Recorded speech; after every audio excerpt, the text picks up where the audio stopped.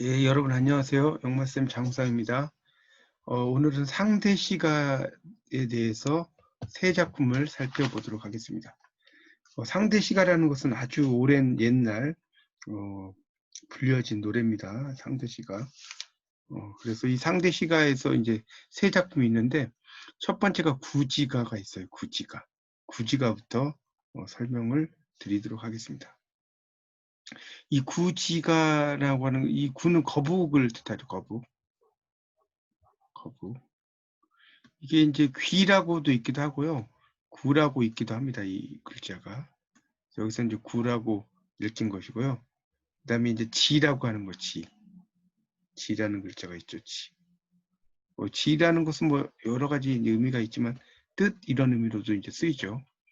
그래서 여기 이제 해석을 보면 구하 구하. 보통 귀하 귀하라고 나왔는데 구하 구하로 보통 많이 읽히죠. 그래서 구하 구하. 이때 하라는 것은 호칭으로 이해하시면 됩니다. 이게 어찌하자가 아니라 호칭, 뭐뭐야 이런 정도. 그래서 거부가 이렇게 해석되고요. 수기현냐, 이 수는 머리죠, 머리. 현이라는 것은 드러낼 현자입니다. 그러니까 머리를 내어라, 드러내어라 이런 뜻이죠. 약불현냐, 약은 여기서 같은 약자로 쓰이기도 하지만 만약이라는 뜻입니다. 만약. 그래서 영어로 말하면 if죠. 만약 불현냐, 드러내지 않는다면, 머리를 드러내지 않는다면 번작, 이 번작이라는 게 구울 뻔 구울 작자죠. 굽다는 뜻입니다. 굽다. 이는 and, 그다음에 끽은 먹다는 뜻이죠. 그래서 구워서 먹겠다 이런 뜻이죠. 그러니까 거부가라고 하는 것은 호명, 부른다는 거죠. 부른다. 여기 지금 호명은 이제 호칭어 같다고 보시면 될 것 같습니다. 그리고 뭐뭐 해라 이렇게 나왔죠. 그러니까 명령. 자, 드러내지 않으면이니까 가정, 구워서 먹겠다니까 위협. 이렇게 네 가지 형태로 되어 있다는 것도 알아두시면 좋을 것 같습니다. 그래서 이 작품은 어떤 위대한 이걸 영신군가라고 그래요. 영신군가. 그러니까 아주 위대한 사람을 맞는다 해서 맞이할 영자를 쓰고요. 그 다음에 신, 그 다음에 군, 그 다음에 가, 노래죠. 그래서 이 작품을 영신군가라고도 합니다. 그래서 위대한 어떤 그 왕의 출현 이런 것들을 상당히 상징하는 그런 작품이다. 이렇게 이해를 하시면 될 것 같습니다. 그래서 그 가야 건국신화 구지가가 이제 실제로 이제 이런 출품이 이런 유물 같은 게 되기도 하고요. 여기서 이제 거북에게 머리를 내라 구워 먹겠다라는 어떤 그림이 있죠. 그래서 여기 지금 보면 김해 지역에 이제 이런 구지가 이런 데와 관련이 있는데 이곳은 이제 금강가야. 그리고 우리가 고령이라고 하는 곳이죠. 이건 대가야. 그리고 이제 이런 그 가야의 어떤 유적지들이 상당히 많았습니다. 금강가야, 대가야, 뭐 소가야 이런 그 유적지들이 상당히 많은데 이런 그 김해가 이제 바로 이 구지가와 관련된 유적지다 이렇게 이해하시면 될 것 같고요. 자, 그 다음에 이제 황조가라는 작품이 있죠. 황조가. 황조가는 이제 꾀꼬리라는 뜻입니다. 황조라는 말이 꾀꼬리라는 의미예요. 그래서 이 황조가라는 작품이 이제 나온 내용을 이렇게 보면 이렇게 나오죠. 왕이 이제 그 원래 본 부인과 이별을 해가지고 또 다른 부인 두 사람을 얻게 됩니다. 얻게 됐는데 그래서 이제 그런데 이제 두 사람이 화이하고 치이죠. 치인데 다퉜다는 거죠. 그래서 이 치가 꾸짖었다는 거죠. 화이가 치를 꾸짖었다는 거죠. 화이가 치를 꾸짖었다고 나옵니다. 이게 꾸짖을 맺자죠. 꾸짖어서 너는 이때는 너라고 번역해야죠. 한씨 집안의 비첩이다. 아주 하찮은 사람이다. 그래서 어째 물에 예의가 이렇게 없느냐 이런 의미죠. 그러니까 치가 아주 원망하면서 가버렸다는 거죠. 왕이 그걸 듣고 말에 채찍질을 해서 쫓아갔지만 여기서 이제 지는 치이겠죠. 쫓아갔지만 치이가 화가 나서 돌아오지 않았고 왕이 그래서 이제 그때 쉴식자죠. 쉴식자. 나무 아래에서 쉬었는데 봤다는 거죠. 그 황조, 꾀꼬리가 날아서 이렇게 모이는 것을. 그래서 그 날아서 모이는 걸 보고 그 다음 뭡니까? 내감, 곧 깨달으면서 그것으로 느끼면서 내감이 가왈, 노래를 지었다. 이렇게 나왔죠. 내감이 가왈. 그래서 이제 지은 노래가 이 노래라는 거죠. 황조가. 볼까요? 여기 보면 편편은 이제 펄펄 뭐 이런 정도로 쓰이는 말이죠. 펄펄. 그다음에 황조, 꾀꼬리죠. 자웅, 암컷과 수컷. 암컷 자자 수컷 웅자죠. 서로 의지한다. 그러니까 이게 암수서로 정다워라 번역이 되죠.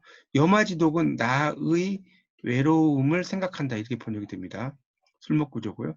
나의 외로움을 생각하니. 그러니까 외로워라인의 몸은 수기여기.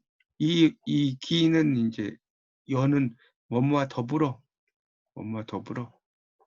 이런 의미가 있겠죠. 누구와 더불어 돌아갈 것인가. 이렇게 쓴 작품이죠. 그래서 이제 이 황조가에 대해서는 이제 원래 이제 첫 번째 부인은 송씨 부인이었고요.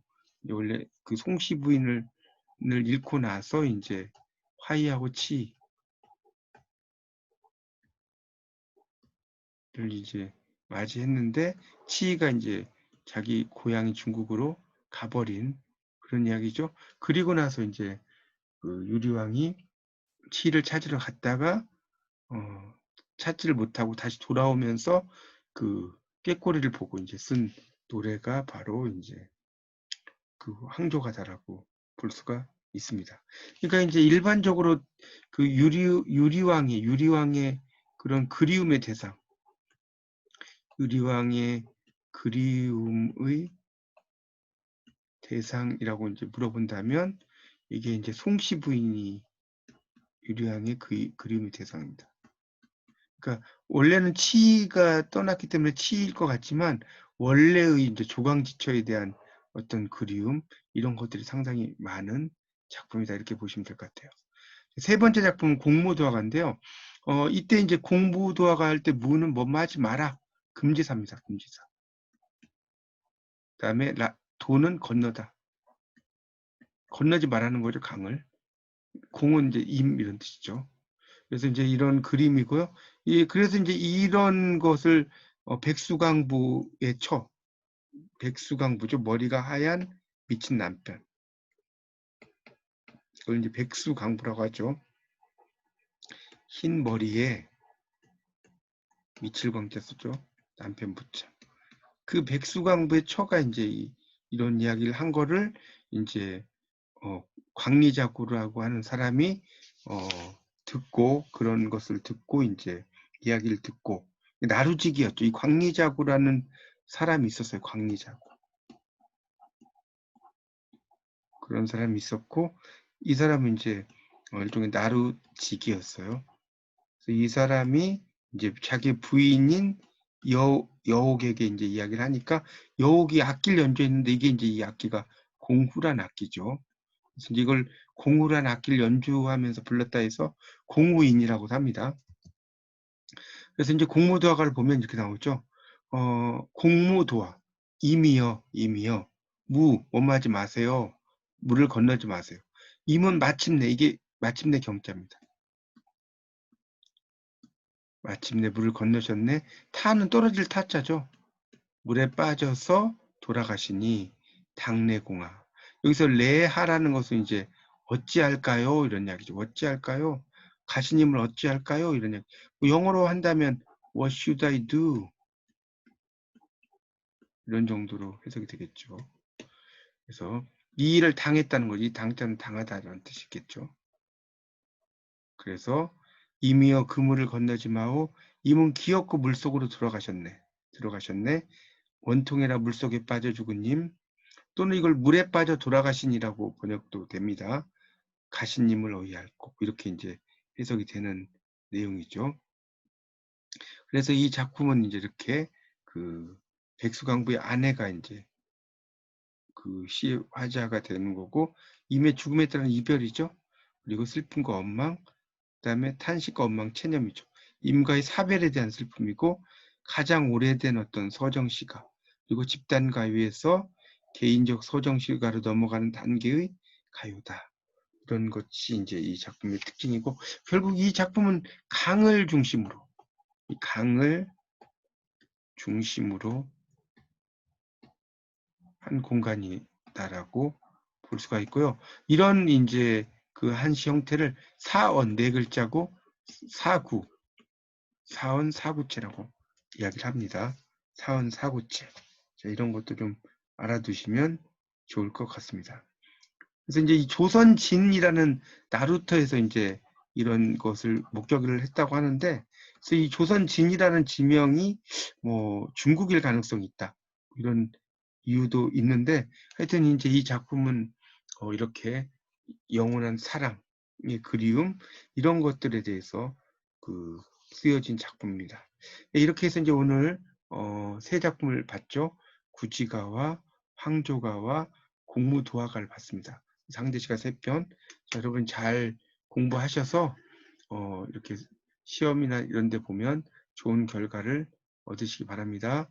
감사합니다. 이상 영마쌤 장우상이었습니다. 감사합니다.